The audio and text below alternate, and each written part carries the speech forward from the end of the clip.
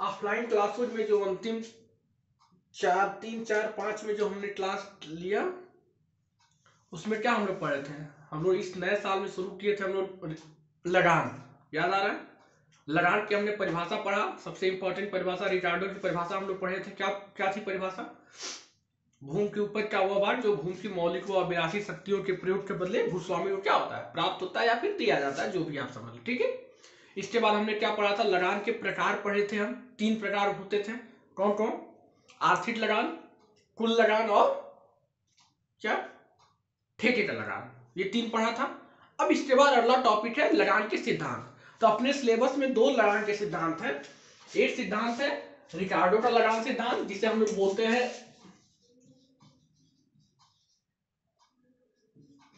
परंपरावादी या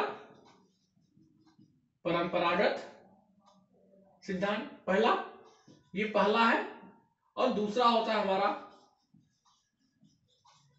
आधुनिक सिद्धांत, ठीक है।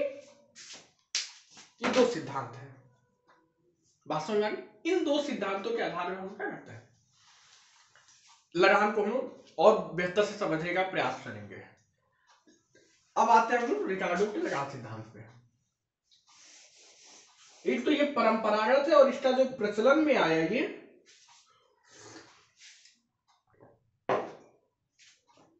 ये सिद्धांत प्रचलन में आया 18वीं सदी में। कब आया था? 18वीं सदी में। अब आप 18वीं सदी में जाइए, आपके 300 साल पहले लगभग। इस सदी की एक विशेषता थी कि क्या हो रही थी? हमारी जनसंख्या धीरे धीरे क्या हो रही थी? बढ़ रही थी। बढ़ रही थी, नहीं बढ़ रही थी? तो इस आधार पे रिकार्डो ने अपने जो सिद्धांत की जो व्याख्या किया, जो समझाने का प्रयास किया, रिकार्डो ने 2 आधार पे बताया। एक था विस्तृत खेती के अंतर्गत लगान, दूसरा था गहन खेती के अंतर्गत लगान, ठीक। ये 2 टॉपिक थे। इन दोनों बिंदुओं के आधार पर रिकार्डो ने समझाने का प्रयास किया, और दोनों के, चूंकि नया 18वीं सदी हमारी जनसंख्या धीरे क्या हो रही थी? बढ़ रही थी, लेकिन दोनों परिस्थितियां थी।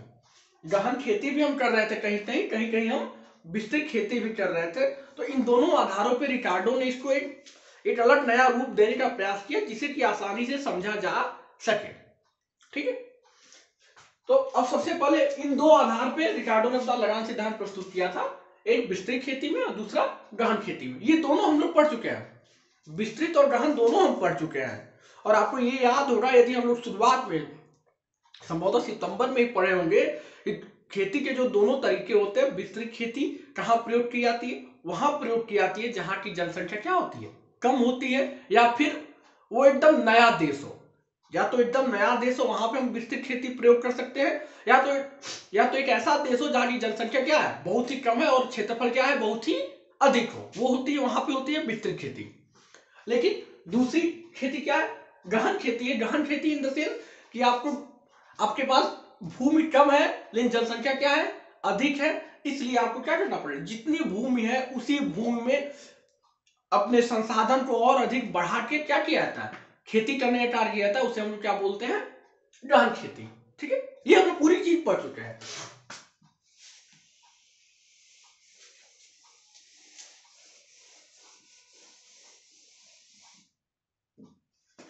विस्तृत खेती के अंतर्गत लगान, ठीक। अब ये जो सिद्धांत है कुछ मान्यताओं पर आधारित है। अब विस्तृत खेती है तो पहली मान्यता क्या हो जाएगी? एक नया देश है, ठीक है। क्या है? एक नया देश है। दूसरा, क्षेत्रफल अधिक और जनसंख्या क्या है? एक नया देश है जहां क्षेत्रफल क्या है? अधिक है, और वहां जनसंख्या क्या है? कम है, ठीक। ये चीज क्लियर?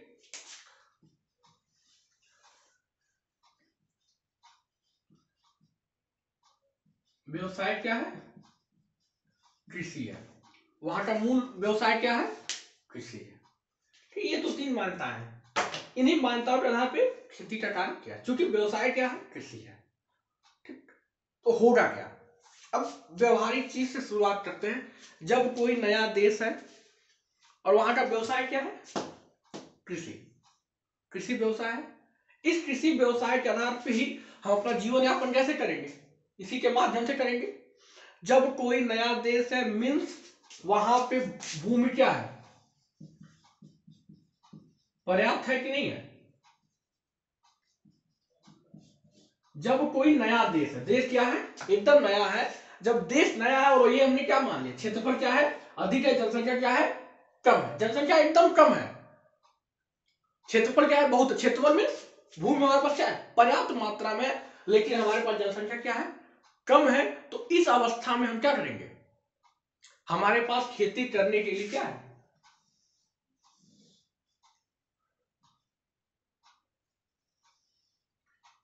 एक ऐसी भूमि हमको मिली है, ए क्या मिली है? एक ऐसी भूमि मिली है जिसकी उर्वरा शक्ति क्या है? बहुत अधिक है। क्योंकि नया देश है, देश नया है, ध्यान रखिएगा, देश एकदम नया है। जब देश नया है तो भूमि क्या है हमारे पास? पर्याप्त मात्रा में। तो हमको जब खेती करना है तो हम उस भूमि को आसानी से ढूंढ लेंगे। हम खेती कहां करना चाहेंगे? खेती वहीं करना चाहेंगे जहां की उर्वरा शक्ति क्या हो? अधिक हो। यही तो हम चाहेंगे। हम उर्वरा शक्ति हम अपनी खेती वहां करना चाहेंगे सबसे पहले जहां पर उर्वरा शक्ति क्या हो? बहुत ही अधिक हो। और वो हमको आसानी से मिल भी जाएगी। क्यों? क्योंकि हमारी जनसंख्या क्या है? कम है, लोग कम है, खेत क्या है हमारे पास? बहुत अधिक है। इस स्थिति में हमको सबसे पहले भूमि ए हमको प्राप्त हो जाएगा, जहां पे क्या है? उत्पादन हम कितना कर ले रहे हैं? 100 उत्पादन हम कर ले रहे हैं। ठीक है, एक ऐसी अच्छी भूमि मिली जिसकी उर्वरा शक्ति क्या है? सबसे अधिक है। लेकिन मानो मानो है हम लोग, हमारी एक प्रवृत्ति है,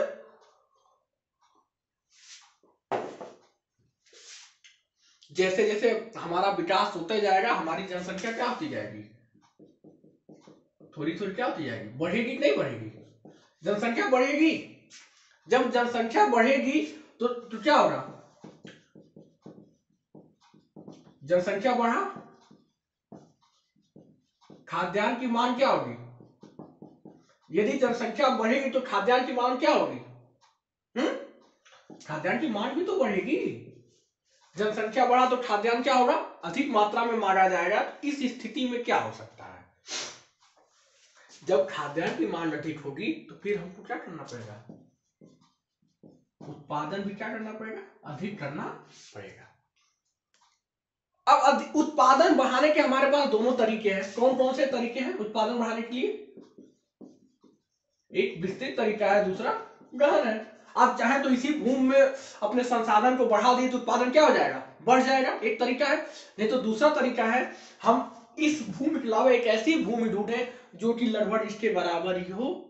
तो हम क्या करते हैं? एक ऐसी भूमि ढूंढते हैं, बी भूमि ढूंढ रहे हैं, लेकिन उस खेती कर रहे हैं तो उसका जो उत्पादन हो रहा है वो कितना मिल रहा है हमको?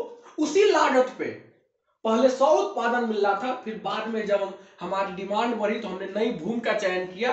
तो उस समय जब नई भूमि का चयन करते हैं तो वहां पे हमको मिलता है भाई कि 100 उत्पादन पहले हो रहा था, अब उत्पादन कितना हो रहा है? 80 उत्पादन ही हो रहा है। क्योंकि सबसे अच्छी भूमि ये थी, पहले हमने चयन कर लिया। अब सबसे अच्छी भूमि वाली खत्म हो गई, इसलिए हम दूसरे क्वालिटी की, मतलब उससे थोड़ी सी कमजोर वाली भूमि, कम उपजाऊ वाली भूमि का चयन करते हैं। तो वहां पर उत्पादन कितना मिलता है? 80 उत्पादन मिलता है। मेरी बात समझ में आ गई? पहले हम नया देश था, हमारे पास भूमि बहुत अधिक पर्याप्त मात्रा में उपलब्ध थी, तो हमको खेती करने के लिए हम अच्छी भूमि का हमने चयन किया, तो हमारा उत्पादन 100 मिला।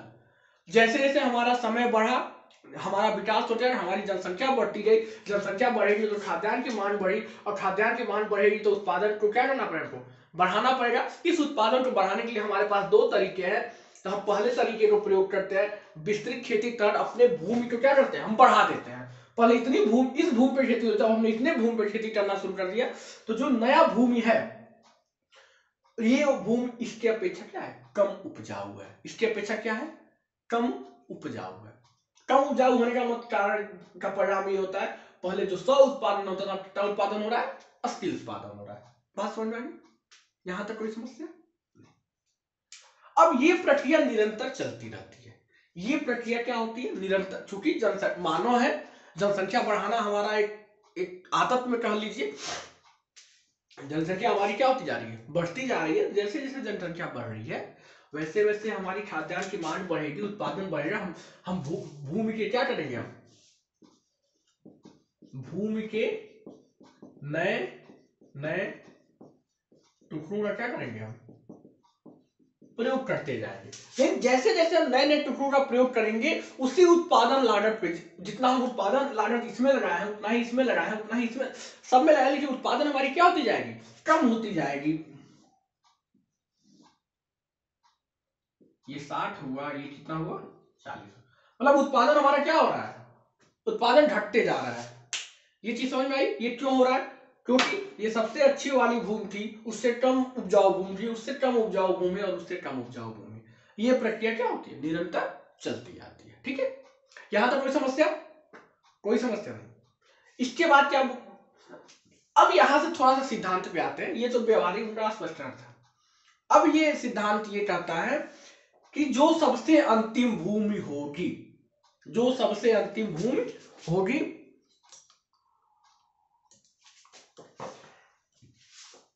सबसे अंतिम भूमि को उन्होंने बोला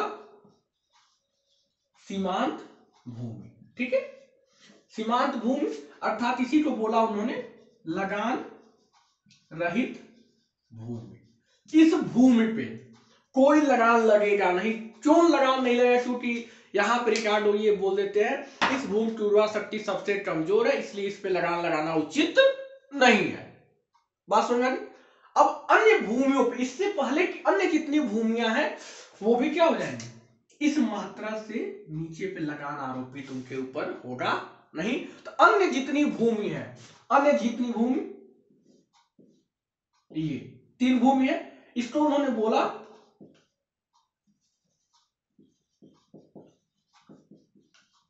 अधिसीमांत भूमि, जिसपे क्या होगा, लगान लगेगा। लगान क्या होगा, इस पे लगान रहित है, इस पे कोई लगान नहीं होगा, मतलब R इक्वल टू 0।